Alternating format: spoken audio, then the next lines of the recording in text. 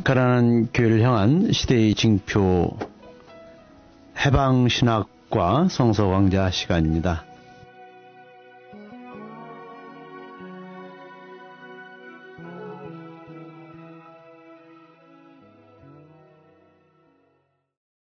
우리 김구석 소장님, 지금 우리 봄철이라 예. 이렇게 벚꽃도 이렇게 아주 만개하고 또 노란 개나리도 활짝 피고 또 동백꽃도 제주도에는 또 아름답게 또 피어 있죠. 예, 그렇습니다. 예. 이 아름다움이라는 것은 어떤 다양성,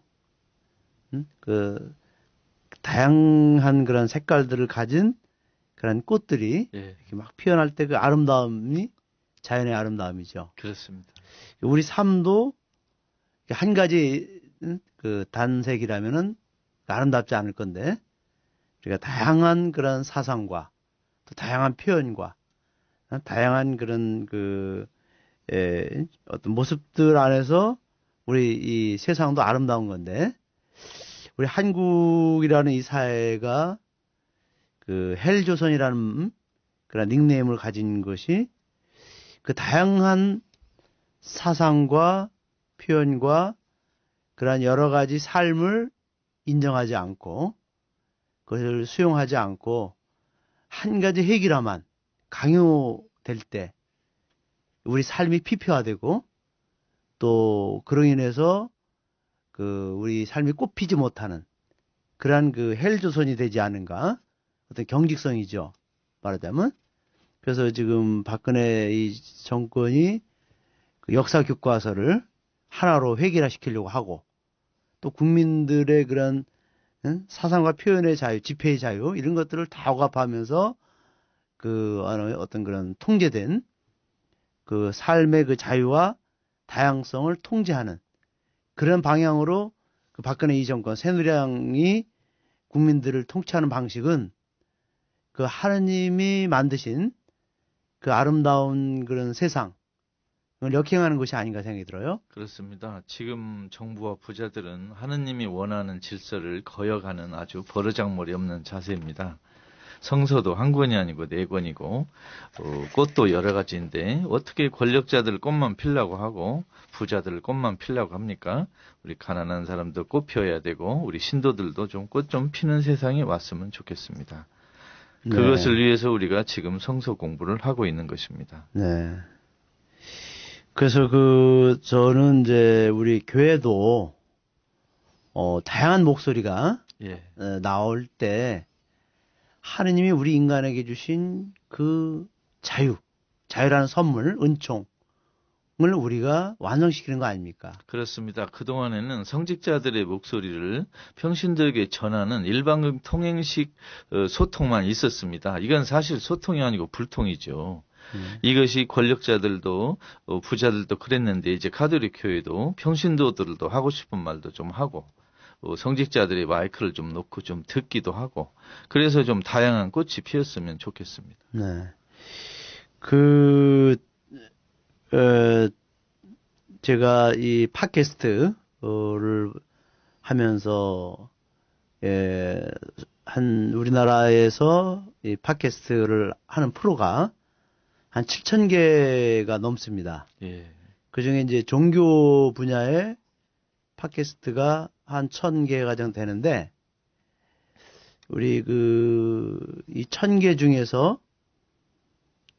가장 많은 여기 참여하는 사람들이 개신교 목사님들이에요. 그렇습니다.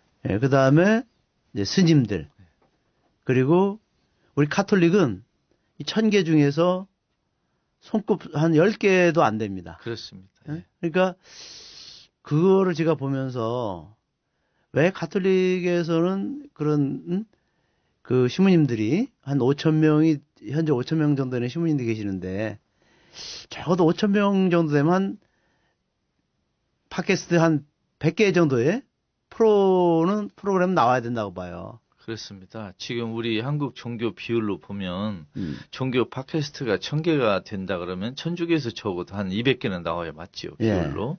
그렇죠. 그런데 지금 10개도 되지 않고 네. 제가 이번에 한번 시간을 내서 천주교에 어떤 팟캐스트가 있는가 뒤져봤더니 네.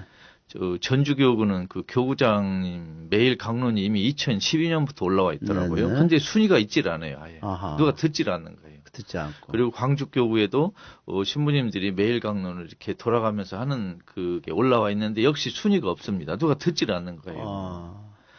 듣질 않는 이 소리가 나오는데 왜 안 듣겠습니까? 이것도 참 연구해봐야 될 주제입니다. 왜 교구장이 강론하는데 신자들이 듣지 않을까? 네. 그런 일이 있었습니다. 그래서 이제 제가 서두에 그 다양성의 그 아름다움, 풍요로움에 대해서 얘기를 드렸는데, 그 우리 가톨릭의 어떤 모습이 획일성, 경직성. 그러니까 그 사람들의 다양한 목소리를 포용하는 그런 가톨릭 교회가 좀 아니라는, 그렇기 때문에 누군가의 눈치를 보기 때문에 이 팟캐스트 자기의 목소리를 내지 못하고, 그 눈치를 보기 때문에 이런 것에 이렇게 도전할 수 있는 그런 우리 성직자들이 없지 않는가. 이 예수님의 메시지인 하느님 나라를 잘 분석해 보면 정말 다양성을 존중하는 그 모습이 나옵니다. 근데 가톨릭 교회가 원하는 모델이 뭐냐면 많은 성직자들이 군대라고 표현합니다. 아니 우리 꿈이 그게 군대입니까? 예수의 메시지가 군대 만드는 겁니까? 그렇지 않습니까? 네. 그래서 우리가 좀 이렇게 다양한 모습을 보이고 하느님 백성의 다양한 모습을 이야기하고 하는 것이 우리 가톨릭 교회의 앞날이라고 생각합니다. 그렇죠. 예. 참 다양성 안에서 사람들이 그 정말 삶에 그런 더 풍요로움을 느낄 수 있지 않는가 생각을 갖습니다. 그게 은총인데요. 그렇습니다. 풍요로움이 은총인데, 예, 그런 면에서 우리 가톨릭도 그 팟캐스트가 좀 더 활성화 되었으면 하는 바람입니다. 예, 그렇습니다. 네. 그러면 오늘도 저희들이 함께 또 이 성서 안에서 진리를 또 발견해야 되겠는데, 오늘은 그 12제자를 부르시는 그런 이야기, 사건이 나옵니다. 예. 마르코복음 3장 13절에서 19절까지인데 우리 김 소장님께서 먼저 낭독해 주시기 바라겠습니다. 예수께서 산에 올라가 마음에 드는 사람들을 부르셨다. 그들이 예수께 가까이 왔을 때 예수께서는 12를 뽑아 또한 그들을 사도로 삼으시고 당신 곁에 있게 하기 위함이었다.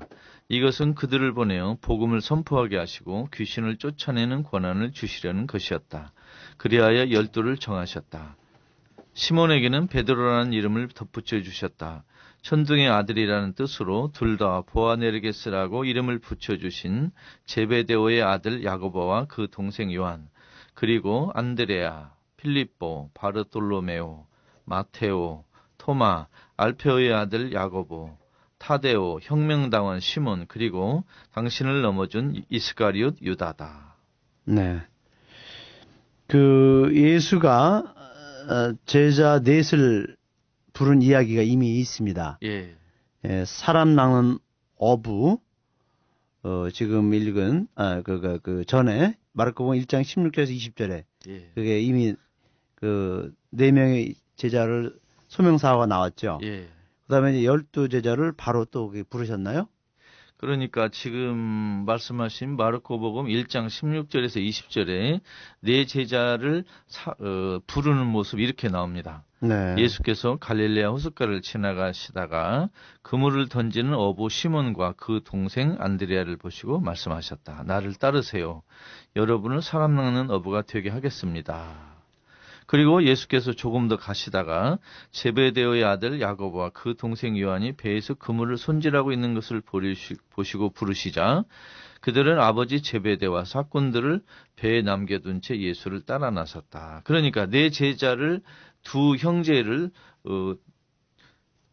불운인 이야기가 이미 앞쪽에 나와 있는데 네. 지금 한참 뒤에 12를 뽑았다는 이야기는 여기서 이제 8명을 다시 뽑는 이야기 같습니다.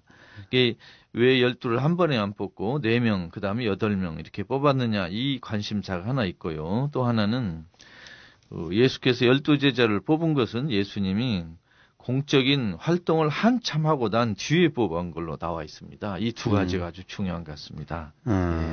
그러시구나. 예. 그 이제 제자들의 그 이야기나 사명에 대해서는 예. 또 뒤에 질문에 나오고요. 예. 우선은 그 이 장소, 예.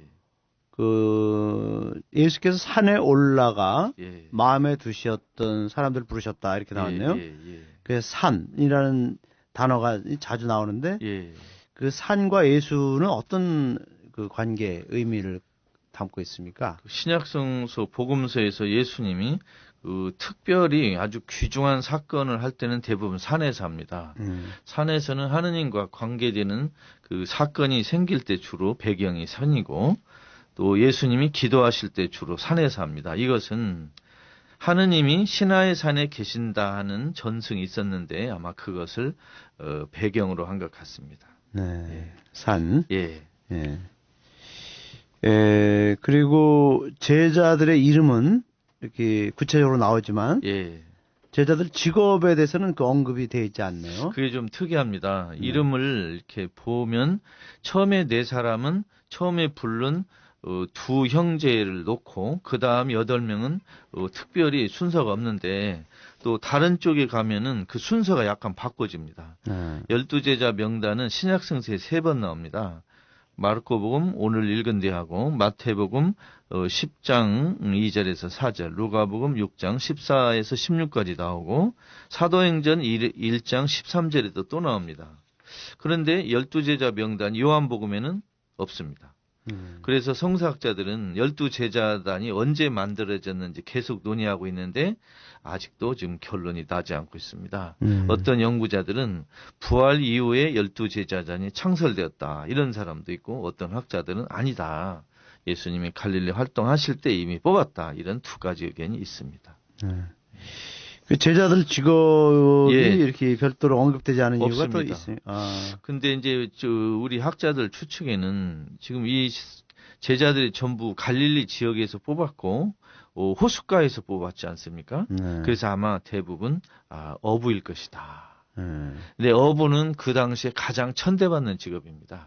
최하층 직업에 있는 사람들을 이렇게 주로 제자들의 주축으로 뽑았다는 것이 아주 특징입니다. 예수님은 지식인, 부자, 종교인들을 제자로 뽑지 않고 아주 가난한 백성들을 제자로 뽑았다. 이것이 아주 특징인 것 같습니다.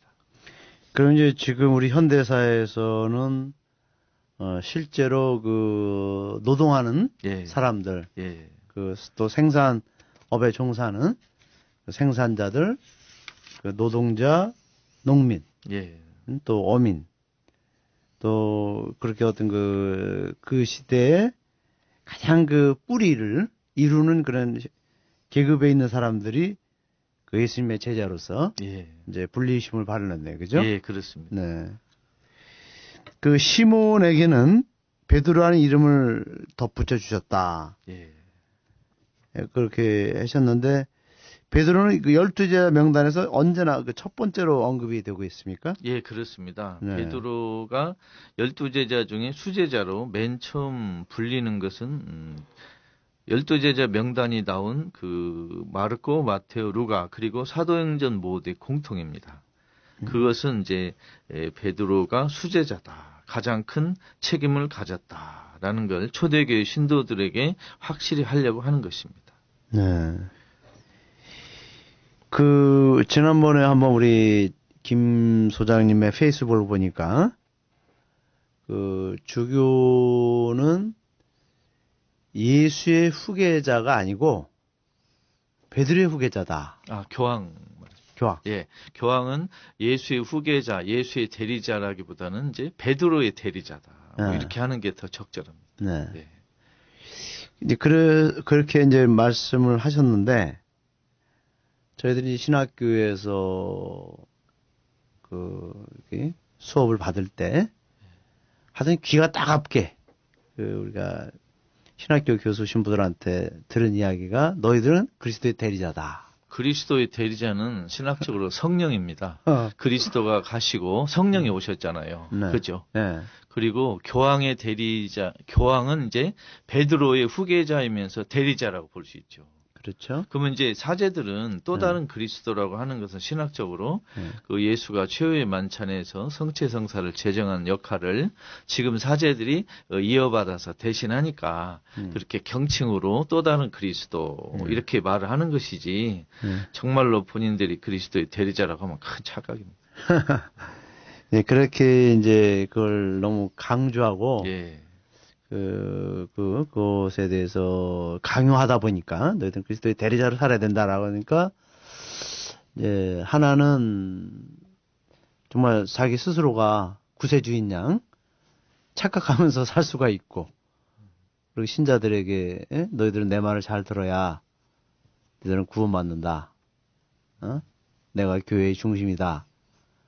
어떤 교만이 또 올 수도 있고요.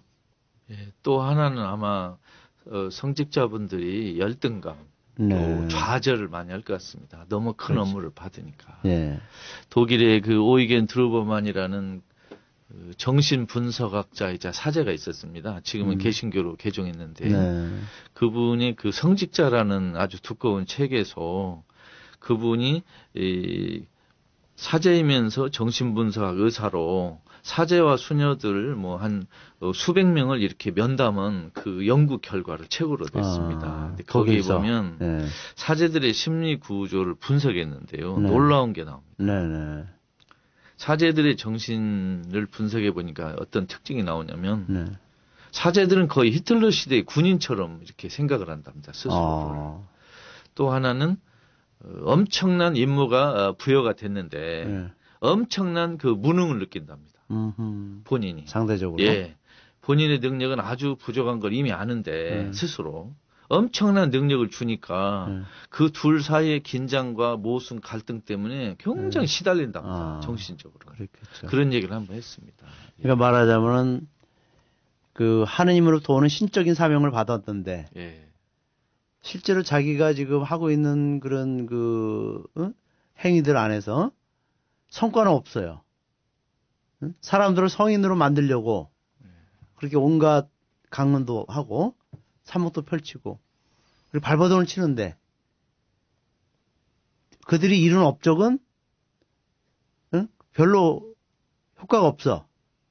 그러니까 거기서 오는 그 갭이 너무 크고 또 교회가 현실을 무시한 이상만 추구하다 보니까 또 사제들이 그 안에서 갈등이 매우 클 것 같아요, 심리적으로. 이 갈등은 이제 신자들과 성직자의 지적인 또 네. 능력, 인품의 격차가 이제 좁혀져 있고 네. 심지어 이제 역전된 것도 있지 않습니까? 그렇죠. 그것이라든가 또 세속화가 막 진전되다 보니까 사제의 거룩함에 대한 신도들의 존중심도 좀 줄어든 것 같고. 그렇죠. 또 사제들 본인들도 본인들이 이제 세속화가 많이 진행되다 보니까 스스로를 좀 업신여기는 풍조까지 있습니다. 네. 그러면 이 사제들이 이 문제에서 갈등은 앞으로 더 커질 것으로 생각합니다. 좀 걱정됩니다. 개인적으로. 주권방송이 민중의 눈과 귀를 멀게 하는 공중파와 종편, 신문들에 맞서 진보 언론의 사명을 다할 수 있는 힘은 애청자분들의 적극적인 참여에 있습니다. 주권방송을 후원해 주십시오. 홈페이지 www.615tv.net에서 민들레 홀씨 정기 후원인이 되어주시거나 우리은행 1005-501-779-765 주식회사 주권방송으로 직접 후원을 해주셔도 좋습니다. 저희 주권방송은 평화 번영과 민주 회복을 위한 진보 언론의 사명을 성실히 수행할 것입니다. 주권방송과 함께해 주시기 바랍니다. 그 최근에 뉴스를 보니까 그 이태리가 그 카톨릭 국가 아닙니까, 그죠? 예. 거기에 로마 교황청의 본산인 바티칸도 그 안에 있고 로마. 예. 근데 이태리 국민들 중에 자기 스스로가 나는 카톨릭 신자다라고 하는 분이 50% 정도뿐이 안 되고 예.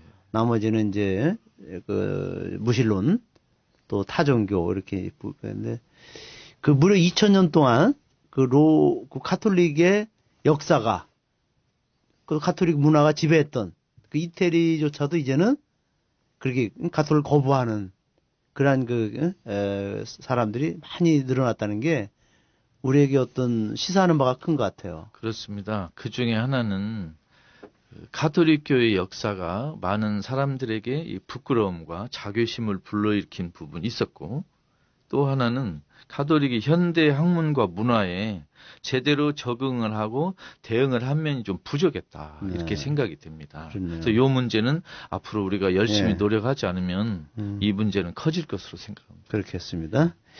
예, 그 다음에 눈에 띄는 또 대목이 12제자 중에 한 사람 중에 혁명당원 시몬이라는 예. 이름이 눈에 띄는데, 예. 우선 그 당시에 그 혁명당이라는 예. 그 당이 있었습니까? 그 예수님이 10살 무렵인 그 서기 6년경에 갈릴레아 지방에서 유다라는 그 히브리어 이름 아주 흔한 이름입니다. 갈릴레아 지역을 중심으로 로마 식민지 군대에 무력 투쟁을 하는 독립운동 조직이 생겼습니다. 그것을 혁명당원 또는 이제 저쪽 말로 젤롯당원이라고 하는데 예수 제자 12분 중에 적어도 시몬, 베드로, 그리고 유다 이스카리옷을 이제 혁명당원으로 포함해야 되는지 안 해야 되는지 학자들에게 의견이 좀 있습니다만은 적어도 시몬 베드로 한 사람, 또는 유다까지 하면 둘, 12제자 중에 하나 또는 둘이 이 독립운동에 가담했던 분들이다. 그 가담했던 분들을 예수님이 제자로 포함시켰다는 것은 예수 그룹의 운동의 어떤 성격의 큰 특징이라고 보입니다. 그러니까 예수님은 무장 독립운동을 한 사람을 자기 제자에 당신이 뽑았다는 것입니다. 엄청난 거 아닙니까? 그것도 특히 수제자인 베드로가. 아주 엄청난 뜻입니다. 네. 이 박근혜 정권은 이 통일을 지향하고 예. 또 우리 노동자들, 농민들 대변하는 그 통합진보당을 예. 그렇게 불법적으로 해산시켜서 잘못한 거죠. 정말 이 민주주의를 역행하는 그러한 짓을 범하고 있습니다. 예. 근데 예수님께서는 정말 그 당시에 그 민중들을 대변하는 그러한 독립운동하는 그 사람들, 그리고 그 어촌 출신의 노동자들, 예. 그들을 다 이렇게 포용하시고 그렇죠. 그들을 먼저 제자로 삼으셨네요. 그러니까 로마 군대나 유다교 지배층들은 예수의 12제자 중에 무장 독립하는 사람들이 있다는 걸 모를 리가 없었습니다. 네. 그러니까 예수 그 그룹을 불온하게 본 거죠. 이 불온한 집단이다. 이렇게 본 거죠. 예. 그리고 오늘 여기서 이스카리옷 유다. 예. 아주 그 성서에서 워낙 유명하죠. 예. 나중에 이제 예수를 팔아넘긴 예. 그런 사람으로 또 나오고 있는데, 이게 이스카리옷 유다는 무슨 뜻이죠? 이스가리옷이 그 뜻이 여러 가지가 있습니다. 가리옷 지방 이런 뜻도 있고요. 또 암살자, 사기꾼, 배신자 여러 뜻이 있습니다. 그래서 참 어렵습니다. 이 유다 이스가리옷을 가리옷 사람 유다라고 해야 되는지, 또는 그 자객 유다, 암살 요원 유다, 뭐 배신자 유다 어떻게 해야 되는지 좀 상당히 까다롭습니다. 여러 가지 뜻이 있습니다. 예. 그런데 지금 유다가 예수를 배신했다고 하지 않습니까? 네. 그런데 새누리당을 찍는 그 가톨릭 신자, 새누리당을 찍는 개신교 신자는 유다와 똑같은 짓을 하는 것입니다. 그렇죠. 예. 오늘의 이 헬조선에서의 예. 이스가리옷 유다는 새누리당을 지지하는 예. 그런 사람들로 볼 수 있다. 헬조선이 무슨 뜻인지 우리 다 알지 않습니까? 네. 그 최현국 선생님이라고 네. 아주 멋지게 사는 그 할아버지 유명한 분 있지 않습니까? 그분이 헬조선이 무슨 뜻입니까? 하고 청중에게 물었습니다. 네. 조선일보를 읽는 나라가 헬이다. 조선일보 이렇게 읽는 말했습니다. 아주 명확합니다. 예. 네. 그 예수님께서 그 왜 12제자를 뽑았는지, 또 당시 유대사에서 겨우 두세 종만 남아있지 않았습니까? 그 당시에? 그렇습니다. 예. 유다족하고 레위족 두 족만 남고 사실은 나머지 12족은 역사상에서 소멸했습니다. 그런데 왜 12제자를 뽑았을까요? 옛날 이스라엘 성조 시대가 12부족이지 않습니까? 그러니까 로마 식민지 치하에서 분열된 이스라엘 사회를 옛 시대처럼 일치한다. 하나로 묶는다는 의미에서 상징적으로 12를 뽑은 것입니다. 예, 그러니까 예수님은 유다 민족의 분열을 아파하고 함께 일치하자. 그래서 로마 군대의 통치에서 벗어나려면 우선 유다 민족이 일치해야 된다. 그 상징으로 12제자를 뽑은 것입니다. 그렇다면은 지금 우리가 남과 북이 예. 이렇게 분단으로 인해서 정말 헬 조선의 어떤 근본 뿌리라고 할 수 있는 예. 이 분단 상황을 사는 우리들에게 있어서 그 12제자의 그 사명도 여기에 포함된 것 같아요. 당연합니다. 지금 예수 12제자는 이스라엘 민족에게는 분열된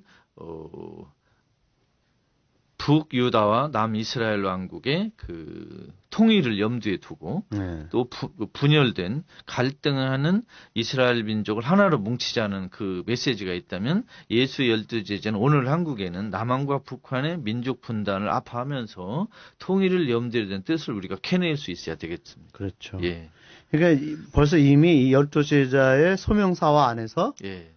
예수님은 이 분열과 분단 이런 상황을 거부하시고 그렇죠. 정말 우리가 하느님 안에서 한 가족이 그러한 일치된 그 세상을 원하시는 그 뜻이 담겨 있네요. 그렇습니다.